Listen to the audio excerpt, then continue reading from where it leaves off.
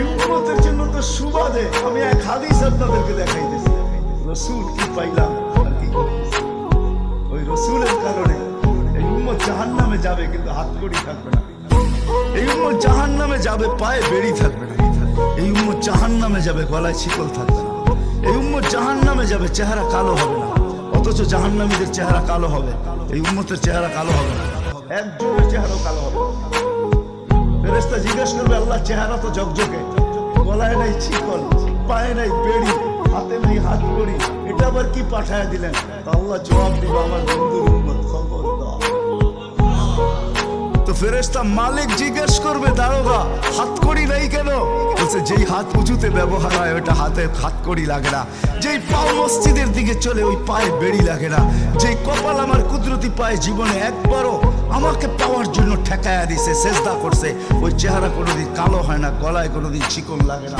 3 জায়গায় আগুন লাগাবে না, খবরদার, চেহারায়, হাতে, পায়ে, বাকি শরীরে লাগায়া দাও।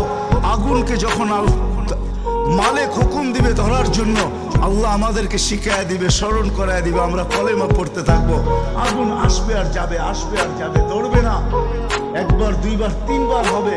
মালিক ওরা চার্জ করবে, লাঠি চার্জ করবে, ধরিস না কেন? তো আগুন বলবে, লাইসালি সুলতানুন আলা মান ক্বালা লা ইলাহা ইল্লাল্লাহ মুহাম্মাদুর রাসূলুল্লাহ। এই কলেমা যে পড়ে তাকে ধরার ক্ষমতা আমার নাই। তারপরে আল্লাহ নিজে কি করবে? ইমাম কুরতুবী রাহমাতুল্লাহ আলাইহি লেখেন, ফাআমাতাল্লাহু মাউতাতান, আল্লাহ আমাদেরকে ঘুম পড়ায়া দিবে। মৌতের যেরকম ঘুমের দোয়া, মৌতের দোয়া আর ঘুমের দোয়া একই দোয়া। আমরা ঘুমের দোয়া পড়ি, আমুতু আহিয়া, আল্লাহ মরতে চললাম, কাল সকালে উঠাইলে উঠবো, না হলে আর কিয়ামতের আগে উঠবো না। তো ঘুমো মৌত, আল্লাহ ঘুম পড়ায়া দিবে। আজাব ঘুমের ভিতরে কমপ্লিট করে আল্লাহ বাহির করে নিয়ে আনি।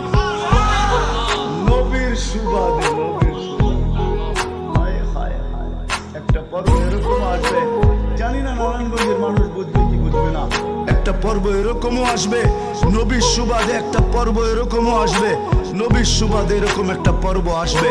আল্লাহ জিবরিলকে ডাইকা বলবে যে আরশের সাথে কান লাগাও।